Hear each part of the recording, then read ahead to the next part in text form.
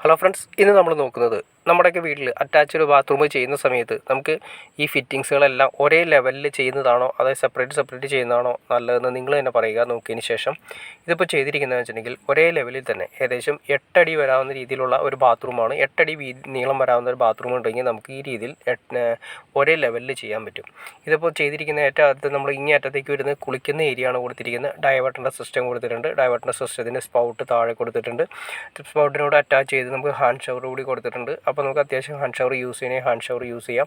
Diverter നമ്മൾ കൊടുത്തിരിക്കുന്നത് 120 സെൻറ്റിമീറ്ററിലാണ്.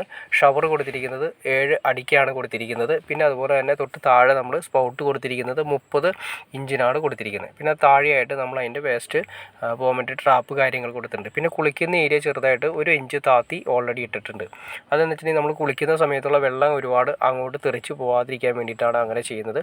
പിന്നെ അടുത്ത സെക്ഷൻ വരുന്നതെന്ന് വെച്ചിട്ടുണ്ടെങ്കിൽ ക്ലോസറ്റിൻ്റെ ഏരിയ ആണ്. ക്ലോസറ്റിൻ്റെ ഏരിയ നമ്മൾ കൊടുത്തിരിക്കുന്നത് 90 സെൻറ്റിമീറ്റർ. കുളിക്കുന്ന ഏരിയ ഏകദേശം ഒരു 100 സെൻറ്റിമീറ്റർ.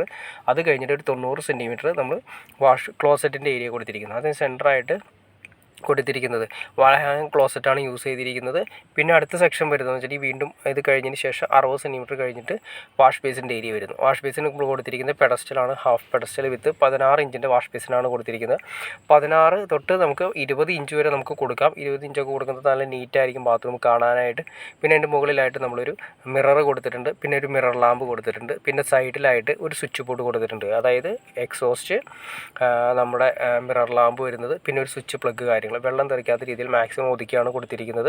പിന്നെ നമ്മൾ ഒറ്റ ലെയറിൽ തന്നെ നിങ്ങൾക്ക് കാണുമ്പോൾ തന്നെ മനസ്സിലാക്കാൻ സാധിക്കും, ഒരേ ലെയറിൽ തന്നെ ചെയ്യുന്നതാണ് ഏറ്റവും നല്ലത്. അതായത് ഒരേ ലെയറിൽ തന്നെ എല്ലാം സെപ്പറേറ്റ് മാറി നിൽക്കുന്നതുകൊണ്ട് ബാത്റൂം കാണാനും നല്ല ഭംഗിയായിരിക്കും, നീറ്റായിട്ടിരിക്കും. പിന്നെ നമ്മൾ കൊടുത്തിരിക്കുന്നത് ലൈറ്റ് ഉണ്ട്, അതുപോലെ തന്നെ എക്സോസ്റ്റ് ഉണ്ട്, അതായത് ബാത്റൂമിൻ്റെ എക്സോസ്റ്റ് ഉണ്ട്. പിന്നെ വരുന്നതെന്ന് വെച്ചിട്ടുണ്ടെങ്കിൽ നമ്മൾ ടവൽ റോഡാണ്. അതായത് കുളിക്കുന്നതിൻ്റെ നേരെ ഓപ്പോസിറ്റ് കൊടുക്കരുത് ഒരിക്കലും. കാരണം നമ്മൾ ഷവർ ഓൺ ചെയ്യുന്ന സമയത്ത് നമ്മൾ ഇട്ടിരിക്കുന്ന തുണി കാര്യങ്ങളൊക്കെ നനയാനുള്ള ചാൻസസ് ഉണ്ട്. അതുകൊണ്ട് കുറച്ച് അവിടെ നിന്ന് മാറ്റി കൊടുക്കുന്നതാണ് ഏറ്റവും ബെറ്റർ.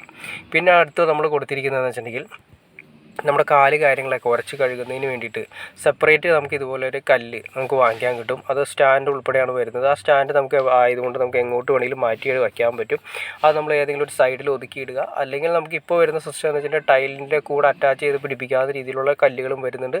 ഇത് നമുക്ക് എവിടെയെങ്കിലും മാറ്റിയിടാവുന്ന രീതിയിലുള്ള കല്ലാണ് യൂസ് ചെയ്തിരിക്കുന്നത്. നിങ്ങൾക്ക് ഇപ്പോൾ തന്നെ നിങ്ങൾക്കൊരു കാര്യം മനസ്സിലാക്കാൻ സാധിക്കും, ഒരേ ലെയറിൽ തന്നെ എല്ലാം ആദ്യം വാഷ് ബേസിൻ, അത് കഴിഞ്ഞ് സെൻറ്ററിൽ ക്ലോസറ്റിൻ്റെ ഏരിയ, അങ്ങേ അറ്റത്തേക്കാണ് കുളിക്കുന്ന ഏരിയ വരുന്നത്. അപ്പോൾ കുളിക്കുന്ന വെള്ളം കാര്യങ്ങളെല്ലാം ഇങ്ങോട്ട് വരാതിരിക്കാനായിട്ട് ഏറ്റവും നല്ല ഡിസൈനിങ് ഇത് ഇങ്ങനെയാണെന്ന് എനിക്ക് തോന്നുന്നു. കാരണം ഒരേ ലെയറിൽ തന്നെ ചെയ്യുകയാണെങ്കിൽ നമ്മുടെ ബാത്റൂം എപ്പോഴും നീറ്റായിരിക്കും, അതുപോലെ തന്നെ കാണാനും നല്ല ഭംഗിയായിരിക്കും. ഓക്കെ ഫ്രണ്ട്സ്, നിങ്ങൾക്ക് ഈ വീഡിയോ ഉപകാരപ്പെട്ടെങ്കിൽ അല്ലെങ്കിൽ ഇഷ്ടപ്പെട്ടെങ്കിൽ തീർച്ചയായിട്ടും ലൈക്ക് ചെയ്യാൻ മടിക്കരുത്. അതുപോലെ തന്നെ ഷെയർ ചെയ്യാനും മടിക്കരുത്, സബ്സ്ക്രൈബ് ചെയ്യാനും മടിക്കരുത്. ഓക്കെ ഫ്രണ്ട്സ്, അടുത്ത വീഡിയോയിൽ കാണുന്നവരെ ഓക്കെ.